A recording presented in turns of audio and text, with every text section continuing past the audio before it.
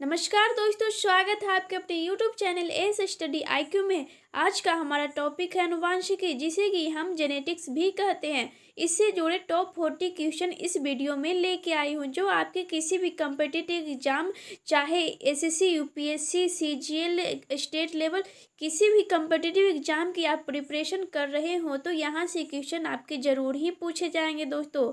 तो चलिए बिना टाइम वेस्ट किए हुए हम अपने फर्स्ट क्वेश्चन की ओर चलते हैं। हमारा फर्स्ट क्वेश्चन आपके स्क्रीन पे है। आनुवांशिकता के जनक हैं, तो आनुवांशिकता के जनक कौन है दोस्तों? तो इसका राइट आंसर है Mendel. Option number C is correct answer. आनुवांशिकता के जनक मेंडल है। मेंडल का पूरा नाम दोस्तों ग्रेगर जॉन मेंडल है। आनुवांशिकता के जनक ग्रेगर जॉन मेंडल है। चलिए नेक्स्ट है, आनुवांशिकी इकाइयां हैं, तो आनुवांशिकी किसका इकाई है दोस्तों? तो इसका राइट आंसर आनुवांशिकी जीन का इकाई है दोस्तों। जीन के इकाई है क्या? आनुवांशिक। चलिए नेक्स्ट क्वेश्चन, आनुवांशिक यूनिट अर्थात जीन होते हैं, तो आनुवांशिक यूनिट अर्थात जीन किस में होते हैं दोस्तों? तो गुणसूत्र में। Option number B is correct answer. जो क्रोमोसोम होता है उसका जब रिप्लिकेशन होता है, यानी कि जो क्रोमोसोम के अंदर में हमारा जीन प्रेजेंट होता है। चलिए नेक्स्ट क्वेश्चन, जीन है, तो जीन क्या है दोस्तों? तो जीन एक प्रकार का DNA का भाग है। तो जीन क्या है दोस्तों? जीन DNA का भाग है। तो यहाँ पे देख सकते हैं हम लोग, ये DNA का हमारा फिगर। DNA में देखिए क्या फॉस्फेट बैकबोन पाया जाता है, ग्वानिन, साइटोनिन, थायमिन, एडेसिन, ये सब जीन के पार्ट है, मतलब DNA के पार्ट हैं दोस्तों। तो DNA में जीन पाए जाते हैं दोस्तों। चलिए नेक्स्ट है, सबसे पहले प्रयोगशाला में जीन का संश्लेषण करने वाले वैज्ञानिक हैं। तो सबसे पहले प्रयोगशाला में जीन का संश्लेषण करने वाले वैज्ञानिक कौन है दोस्तों? तो Khurana. Option number D is correct answer. सबसे पहले प्रयोगशाला में जीन का संश्लेषण करने वाले वैज्ञानिक खुराना है। चलिए नेक्स्ट, एक जीन एक एंजाइम सिद्धांत किसने दिया? एक जीन एक एंजाइम सिद्धांत किसने दिया? तो इसका राइट आंसर है वीडल व टैटम ने। Option number C is correct answer. एक जीन एक एंजाइम सिद्धांत वीडल व टैटम ने प्रतिपादित किया था। नेक्स्ट, जीन को व्यक्त किया जाता है, तो जीन को किस चीज में व्यक्त किया जाता है दोस्तों? तो इसका राइट आंसर अनुवांशिकता की इकाई की तरफ व्यक्त किया जाता है। DNA का यह भाग या राइट उत्परिवर्तन की इकाई है, तो इसका राइट आंसर होगा उक्त सभी की तरह। Option number D is correct answer. तो जीन है वह अनुवांशिकता की इकाई है दोस्तों, इसमें व्यक्त किया जाए। DNA का ये भी भाग है और उत्परिवर्तन की इकाई है। चलिए नेक्स्ट, जीन का वर्तमान नाम देने वाले वैज्ञानिक है, तो जीन का वर्तमान नाम देने वाले वैज्ञानिक कौन है? Johansson. Option number D is correct answer. Gene का वर्तमान नाम देने वाले वैज्ञानिक जोहानसन है। नेक्स्ट, कोशिका में पाए जाने वाले अनुवांशिक पदार्थ है। कोशिका में पाए जाने वाले अनुवांशिक पदार्थ क्या है दोस्तों? तो DNA। जो हमारा कोशिका यानी सेल होता है उसमें जो अनुवांशिक पदार्थ पाया जाता है वह DNA के रूप में पाया जाता है। नेक्स्ट, प्रयोगशाला में सबसे पहले DNA का संश्लेषण किया था, तो प्रयोगशाला में सबसे पहले DNA का संश्लेषण किसने किया था? तो इसका राइट आंसर है Khurana. Option number B is correct answer. Khurana ने प्रयोगशाला में सबसे पहले DNA का संश्लेषण किया था। नेक्स्ट, DNA का डबल हेलिक्स मॉडल किसने दिया? DNA का डबल हेलिक्स मॉडल किसने दिया? तो इसका राइट आंसर वाटसन व क्रिक ने। Option number C is correct answer. DNA का डबल हेलिक्स मॉडल वाटसन व क्रिक ने दिए थे। नेक्स्ट, माता पिता के गुण उनकी संतानों में किसके द्वारा स्थानांतरित होता है? तो माता पिता के गुण उनकी संतानों में किसके द्वारा स्थानांतरित होता है दोस्तों? तो इसका राइट आंसर है गुणसूत्र द्वारा, यानी कि क्रोमोसोम द्वारा। Option number C is correct answer. Next, किस कारण एक माता पिता की सभी संतानें एक समान नहीं होती है? तो किस कारण एक माता पिता की सभी संतानें समान नहीं होता है? तो आप लोगों ने अक्सर देखा होगा दोस्तों कि जो हमारे पेरेंट्स होते हैं वह हमसे बिल्कुल अलग ही होते हैं, यानी कि एक समान नहीं होते। तो वो किसके कारण होते हैं? तो आनुवांशिक विभिन्नता के कारण, वातावरण विभिन्नता के कारण। तो इसका राइट आंसर होगा ए एंड बी, दोनों के कारण ही, यानी आनुवंशिकता विभिन्नता होता है उसके कारण और वातावरण विभिन्न होता है उसके कारण भी हमारे माता पिता होते हैं जो हमारे जैसे नहीं होते हैं। नेक्स्ट, मनुष्य में द्विगुणित क्रोमोसोम की संख्या होती है। तो मनुष्य में द्विगुणित क्रोमोसोम की संख्या कितनी होती है दोस्तों? तो इसका राइट आंसर है 23। Option number A is correct answer. यानी टोटल क्रोमोसोम होता है 46, यानी पेयर में होता है। तो द्विगुणित पूछ रहा है यानी पेयर में पूछ रहा है तो 23 पेयर होता है क्रोमोसोम। नेक्स्ट, पुरुष में पुरुषत्व के लिए कौन सा गुणसूत्री संयोजन उत्तरदायी है? तो पुरुष में पुरुषत्व के लिए कौन सा गुणसूत्र उत्तरदायी है? तो इसका राइट आंसर है एक्स वाई गुणसूत्र, यानी क्रोमोसोम जो एक्स वाई होता है वह मेल के लिए उत्तरदायी होता है। चलिए नेक्स्ट, एक समान शरीर कोशिका में गुणसूत्रों की संख्या कितनी होती है? तो इसका राइट आंसर है 46। एक समान शरीर कोशिका में गुणसूत्रों की संख्या 46 होती है। पीछे भी हम लोगों ने देखा तो द्विगुणित गुणसूत्रों की संख्या कितनी होती है? तो 23 और टोटल गुणसूत्रों की संख्या कितनी होती है? तो 46। नेक्स्ट है, मनुष्य में नर गुणसूत्र सम्मिश्रण होता है। तो मनुष्य में नर गुणसूत्र सम्मिश्रित होता है तो किस में होता है दोस्तों? Option number B is correct answer, X Y गुणसूत्र सम्मिश्रण होता है, यानी कि एक्स वाई जो होता है वह मेल या फीमेल दोनों के लिए डिसाइड होता है। नेक्स्ट है, नवजात शिशु के लिंग का निर्धारण किससे वंशागत हुए गुणसूत्र द्वारा किया जाता है? नवजात शिशु के लिंग का निर्धारण किससे वंशागत हुए गुणसूत्र का निर्धारण किया जाता है? तो पिता के गुणसूत्र द्वारा। इसका राइट आंसर होगा पिता। Option number B is correct answer.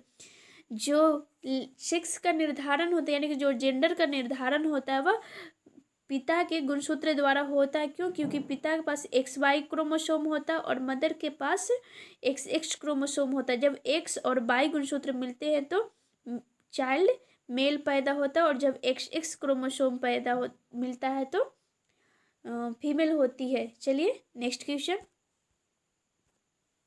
एक सामान्य मानव शुक्राणु में ऑटोसोम की संख्या कितनी होती है? तो एक सामान्य मानव स्पर्म में ऑटोसोम की संख्या कितनी होती है? तो इसका राइट आंसर है 22 जोड़ी, यानी 22 पेयर एक सामान्य मानव शुक्राणु में ऑटोसोम की संख्या होती है। नेक्स्ट है, मनुष्य में कौन से क्रोमोसोम के मिलने से बालक का जन्म होता है? तो इस क्वेश्चन को अभी हम लोगों ने किया। तो एक्स व वाई क्रोमोसोम जब मिलता है तो पुरुष का जन्म होता है, यानी कि option number B is correct answer. यानी कि जब भी क्रोमोसोम एक्स वाई मिलेगा तो वह पुरुष का जन्म होगा। आप लोग आज का क्वेश्चन कैसा लग रहा है दोस्तों? अगर अच्छा लग रहा हो तो कमेंट बॉक्स में इसका जवाब जरूर दें कि हाँ आज का क्वेश्चन बहुत ही अच्छा लग रहा है। चलिए नेक्स्ट क्वेश्चन है हमारा, निम्न में से कौन एक लिंग संलग्न रोग है? तो निम्न में कौन एक संलग्न रोग है? तो इसका राइट आंसर होगा वर्णांधता, जिसे कि हम कलर ब्लाइंडनेस भी कहते हैं। नेक्स्ट है, लाल हरी वर्णांधता होने का कारण है। लाल हरी वर्णांधता होने का कारण है दोस्तों, इसका राइट आंसर है एक्स गुणसूत्रों की वंशागति। Option number B is correct answer. लाल हरी वर्णांधता होने का कारण है एक्स गुणसूत्रों की वंशागति। नेक्स्ट है, हीमोफीलिया में किसके कारण हीमोफीलिया होता है दोस्तों? तो हीमोफीलिया में क्या होता है हमारे बॉडी में? तो रक्त का थक्का नहीं बनता है हीमोफीलिया में, यानी कि जब भी हमें कट लगता है तो वहाँ ब्लीडिंग होता है, तो क्लोटिंग हो जाता है, तो ब्लीडिंग रुक जाता है तो लेकिन जब हीमोफीलिया होता है तो यही क्लोटिंग नहीं होता है, जिसके कारण ब्लीडिंग बहुत ही ज़्यादा होते ही रहता है, यानी कि रक्त का थक्का नहीं बनता है। नेक्स्ट है, मनुष्य में लाल हरी वर्णांतता को जाना जाता है, तो मनुष्य में लाल हरी वर्णांतता को किस नाम से जाना जाता है दोस्तों? तो इसका राइट आंसर है प्रोटोनोपिया के रूप में और ड्यूटेरानोपिया के रूप में। तो इसका राइट आंसर होगा ए व बी दोनों, प्रोटोनोपिया के रूप में और ड्यूटेरानोपिया के रूप में वर्णांतता को जाना जाता है। नेक्स्ट, एक वर्णांध पुरुष का विवाह दूसरे वर्णांध पुरुष के समान स्त्री से होता हो तो संतानों में क्या होगा? तो इसका राइट आंसर है आधे पुत्र वर्णांध ही होंगे। Option number C is correct answer. एक वर्णांध पुरुष का विवाह दूसरे वर्णांध पुरुष के समान स्त्री से होता हो तो आधे पुरुष वर्णांध होंगे। नेक्स्ट है, एक वर्णांध पुरुष व समान महिला की संतानों में पुत्रों के वर्णांध होने की संभावना है, तो इसका राइट आंसर है 0 पुत्र यहाँ पे वर्णांध पैदा होंगे। क्यों? क्योंकि एक वर्णांध पुरुष समान महिला की संतानों में पुत्रों का वर्णांध होने की संभावना 0 है। नेक्स्ट, शिशु का पितृत्व स्थापित करने के लिए निम्न में से किस एक टेक्निक का प्रयोग किया जाता है? तो इसका राइट आंसर है DNA fingerprinting. Option number C is correct answer. DNA fingerprinting का उपयोग करके शिशु का पितृत्व स्थापित करने के लिए किया जाता है। नेक्स्ट है, जीन शब्द किसने बनाया है? जीन शब्द किसने बनाया दोस्तों? तो इसका राइट आंसर है WL जोहानसन ने। Option number B is correct answer. WL Johannsen ने जीन का शब्द का आविष्कार किया था। नेक्स्ट है, वर्णांधता वाले व्यक्ति को लाल रंग दिखाई देगा, तो वर्णांधता वाले एक लाल रंग दिखाई देगा और एक हरा, ग्रीन और रेड में, वो दोनों में उससे कन्फ्यूजन होता है, नहीं दिखाई देता है दोनों रंग में से। नेक्स्ट है, एक वर्णांध पुरुष एक समान महिला से विवाह करता है तो वर्णांधता के लक्षण उत्पन्न होंगे, उसके कितने पुत्रों पुत्रियों में उत्पन्न होंगे दोस्तों? तो इसका राइट आंसर है पुत्रियों के पुत्रों में उत्पन्न होंगे। तो एक वर्णांध पुरुष एक समान महिला से विवाह करता है तो वर्णांधता के लक्षण उसके पुत्रियों के पुत्रों में दिखाई देंगे दोस्तों। नेक्स्ट है, निम्न में से कौन सी व्याधि अनुवांशिक है? मतलब निम्न से कौन सा जो रोग है अनुवांशिक है? तो haemophilia. Option number A is correct answer. Haemophilia अनुवांशिक रोग है। नेक्स्ट क्वेश्चन, डीएनए अंगुली छाप टेक्निक का उपयोग किसके अनुसूचन के लिए किया जाता है? तो डीएनए अंगुली छाप टेक्निक का उपयोग किसके अनुसूचन के लिए किया जाता है दोस्तों? तो इसका राइट आंसर है विवादित जनकता के लिए किया जाता है डीएनए उंगली छाप टेक्निक का उपयोग। Option number B is correct answer. Next है, गुणसूत्र होते हैं, गुणसूत्र किस में होते हैं दोस्तों? तो इसका राइट आंसर है डीएनए व प्रोटीन में होते हैं। गुणसूत्र डीएनए और प्रोटीन में होते हैं। गुणसूत्र कहाँ पे होते हैं दोस्तों? तो गुणसूत्र डीएनए और प्रोटीन में होते हैं। नेक्स्ट है, डीएनए उंगली छाप का प्रयोग किसकी पहचान के लिए किया जाता है? डीएनए उंगली छाप का प्रयोग किसके पहचान के लिए किया जाता है? तो माता पिता की जानकारी के लिए, बलात्कारी के लिए, चोर, यानी इन सभी का उपयोग डीएनए उंगली छाप का प्रयोग किया जाता है। नेक्स्ट, जेनेटिक्स निम्न में से किसका अध्ययन है? जेनेटिक्स निम्न में से किसका अध्ययन है? तो इसका राइट आंसर है अनुवांशिकता और विचरण। Option number B is correct answer. Genetics अनुवांशिकता और विचरण का अध्ययन है। नेक्स्ट, लैंगिक जनन से अनुवांशिक विचरण कैसे होता है? लैंगिक जनन से अनुवांशिक कैसे विचरण होता है? तो इसका राइट आंसर है जीन के सम्मिश्रण से, क्रोमोसोम में बदलाव से, जीन के मिश्रण से। तो इसका राइट आंसर है option number D is correct answer. यानी कि जीन के सम्मिश्रण से, क्रोमोसोम्स के बदलाव से, जीन के सम्मिश्रण से, लैंगिक जनन से आनुवंशिक विचरण होता है दोस्तों। नेक्स्ट है, जीन के भीतर अनुक्रम आधार परिवर्तन कहलाता है। जीन के भीतर अनुक्रम आधार परिवर्तन क्या कहलाता है दोस्तों? तो उत्परिवर्तन, जिसे कि हम पॉइंट म्यूटेशन भी कहते हैं या फिर म्यूटेशन भी कहते हैं। जीन के भीतर अनुक्रम आधार परिवर्तन उत्परिवर्तन कहलाता है दोस्तों। नेक्स्ट है, टर्नल संलक्षण वाले क्रोमोसोम का विवरण क्या है? यानी कि जो टर्नर सिंड्रोम होता है तो क्रोमोसोम की संख्या क्या होती है दोस्तों? तो इसका राइट आंसर है 40A plus XO chromosome. Option number A is correct answer. Turner syndrome में जो क्या होता है, XO क्रोमोसोम बढ़ जाता है दोस्तों। 40A क्रोमोसोम, 44A क्रोमोसोम और XO क्रोमोसोम जब मिलता है तो एक टर्नर सिंड्रोम होता है। नेक्स्ट है, जीव वैज्ञानिक 5 जून दिवस किस लिए मनाए जाते हैं? तो जीव वैज्ञानिक 5 जून का दिन किस लिए मनाते हैं दोस्तों? तो विश्व वातावरण दिवस के लिए मनाते हैं। विश्व वातावरण दिवस कब मनाते हैं? तो 5 जून को।